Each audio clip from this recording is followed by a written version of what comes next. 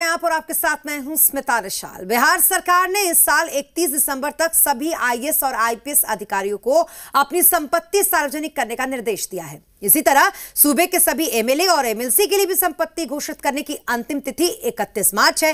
लेकिन बड़ी बात यह है कि जहां एक ओर अधिकारियों को संपत्ति सार्वजनिक करने के लिए डंडा दिखाया जा रहा है, वहीं माननीयों की संपत्ति सार्वजनिक करने में कोई दिलचस्पी नहीं दिख रही। इस रिपोर्ट में देखिए। संपत्ति घोषित करने में माननीय सुस्त, असेट्स डिक्लेरेशन में नहीं है दिलचस्पी, पारदर्शिता की मुहिम को पलीता, सत्ता पक्ष विपक्ष सबका एक जैसा हाल।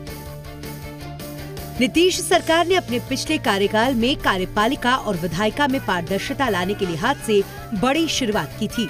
सरकारी कर्मचारियों, आईएएस और आईपीएस अधिकारियों के साथ साथ एमएलए और एमएलसी के लिए अपनी संपत्ति को हर साल घोषित करना अनिवार्य कर दिया गया था।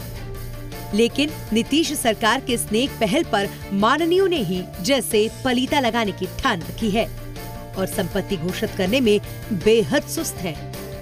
हालांकि जेडीयू के पूर्व विधायक ललन पासवान संपत्ति की घोषणा में सुस्ती के पीछे जानकारी की कमी को मुख्य कारण बताते हैं।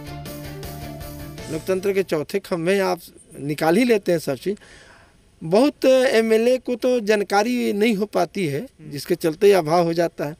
आईएएस आईपीएस वाला काम नहीं, माननीय नीतीश कुमार जी जब से सरकार में आए हैं तो ब्यूरोक्रेट मैंने नौकरशाह और डेमोक्रेसी में जो जनप्रतिनिधि है, ये पुराना काम है। हम लोग तो जब 2005 में भी जीते थे तो दिए थे, अभी भी जीते थे तो दिए थे।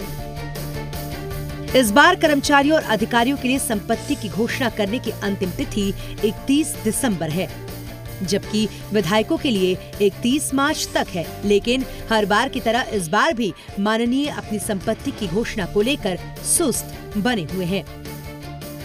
आंकड़ों पर गौर करें तो अब तक सिर्फ 23 विधायकों ने ही संपत्ति घोषित की है। जेडीयू के 9, बीजेपी के 5, कांग्रेस के 5, आरजेडी के 2 विधायक शामिल हैं। विधान परिषद में 25 सदस्यों ने ही अपनी संपत्ति सार्वजनिक की है। पिछले साल यानी 2019 में सिर्फ 27, 2018 में सिर्फ 44 विधायकों ने ही अपनी संपत्ति सार्वजनिक की थी। जब सिस्टम में पारदर्शिता लाने को लेकर चलाई गई इस मुहिम पर माननीयों से सवाल पूछा जाता है तो जनप्रतिनिधियों के पास कोई संतोषजनक जवाब नहीं होता। ये कोई मैंडेटरी नहीं है, लेकिन ये करना चाहिए। अगर आप जनप्रतिनिधि हैं तो इसमें सबको करना चाहिए, क्या सत्ता पक्ष हो या क्या विपक्ष हो।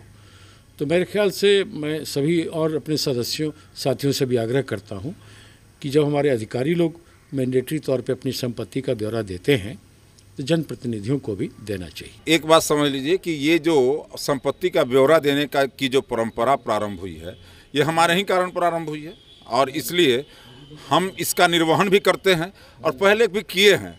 और इसलिए विश्वास रखिए, अगर वो नहीं किए हैं तो आगे करेंगे और इस सरकार में पारदर्शिता है।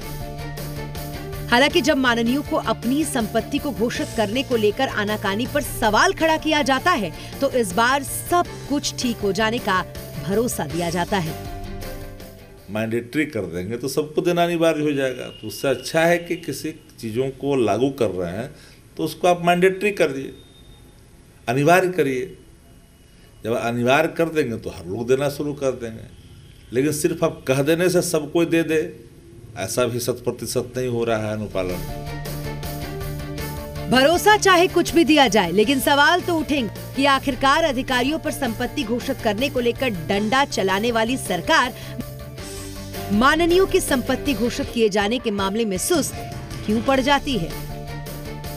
आशुतोष चंद्रा, जी मीडिया, पटना।